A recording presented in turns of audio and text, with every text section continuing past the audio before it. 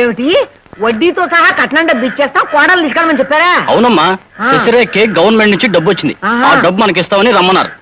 అయితే నువ్వు వెంటనే బజార్కి వెళ్ళి అతి తక్కువ ఖరీదులో పట్టుచీర పట్టుకురా, అది పట్టుకు వాళ్ళ ఇంటికి వెళ్ళొద్దాం. వెంటనే వెళ్ళరా. త్వరగా కానివ్వండి, వాళ్ళు వచ్చే వేళ అయింది.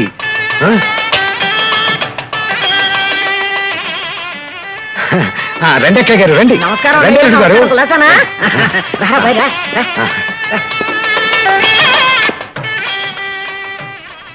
ఆ మోగుతున్న మేళాలు నీకోసం. కూర్చోండి అక్కయ్య గారు. ఏర్పాట్లన్నీ ఘనంగానే చేశారు. ఏమైనా మీ మామగారు గొప్ప మనసురా అబ్బాయి.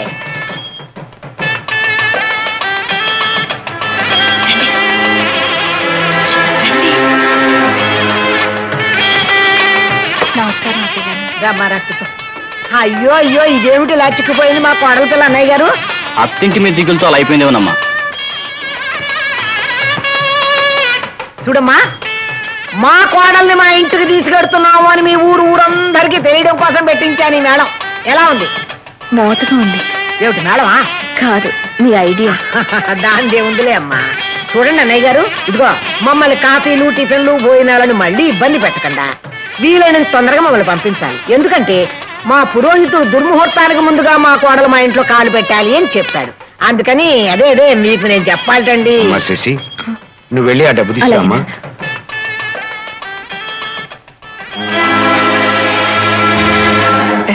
నమస్కారం పిన్ని గారు, కులాసగా ఉన్నారా? కులాసే. త్వరగా త్వరగా రమ్మనమ్మా, మళ్ళీ దుర్ముహూర్తం వచ్చేస్తుంది. త్వరగా.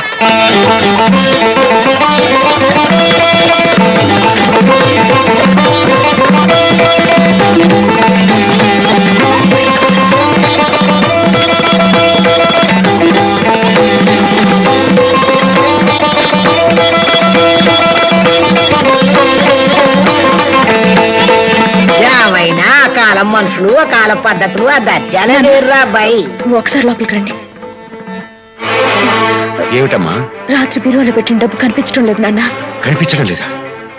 సరిగ్గా చూసావా? సరిగ్గా చూశాను. ఆ విధవ పని అయ్యి ఉంటుంది. అబ్బాయి ఓసారి లేరా?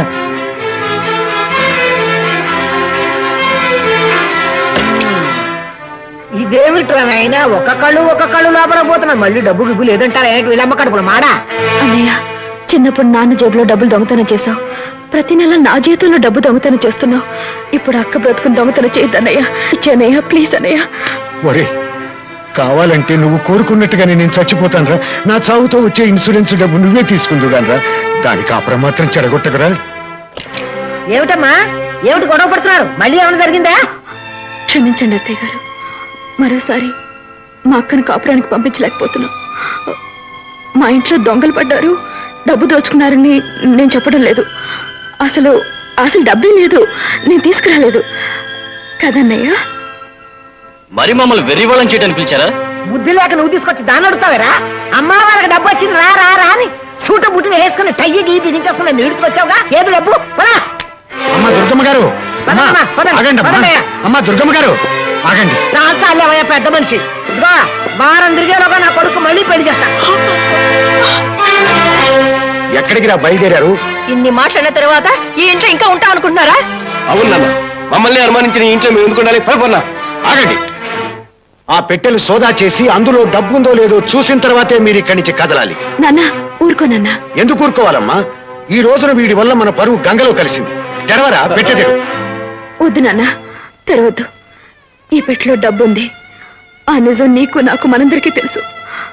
ఈ పెట్టె తెరిచి అందులో డబ్బు చూస్తే దొంగతనం చేసిన వాళ్ళ పరువు పోదు నాన్న, నీకుండా అయిపోతుంది. ఇన్నాళ్ళు నీ బిడ్డల్ని పెంచిన పెంపకం మీద నీకే అసహ్య వేసి చచ్చిపోతావు. వెళ్ళిపోయి నాన్న, వాళ్ళు వెళ్ళిపోయి. వెళ్ళరా.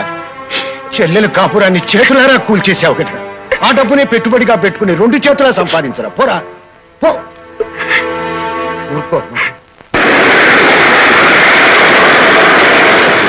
Biscuits, biscuits please.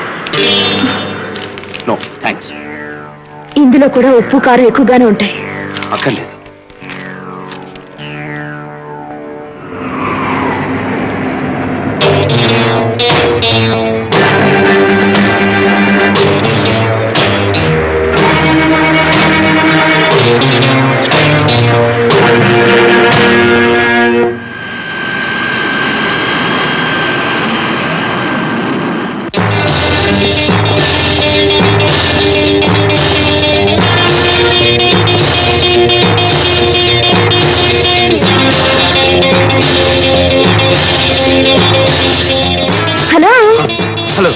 కాఫీ తాగి వస్తారా నో పోనీ కూల్ డ్రింక్ అక్కర్లేదు కాసేపు అలా సరదాగా కూర్చొని మాట్లాడుకున్నారండి సారీ నాకు టైం లేదు ఏమిటి కంగారుగా ఉన్నారు ప్లీజ్ 1 minute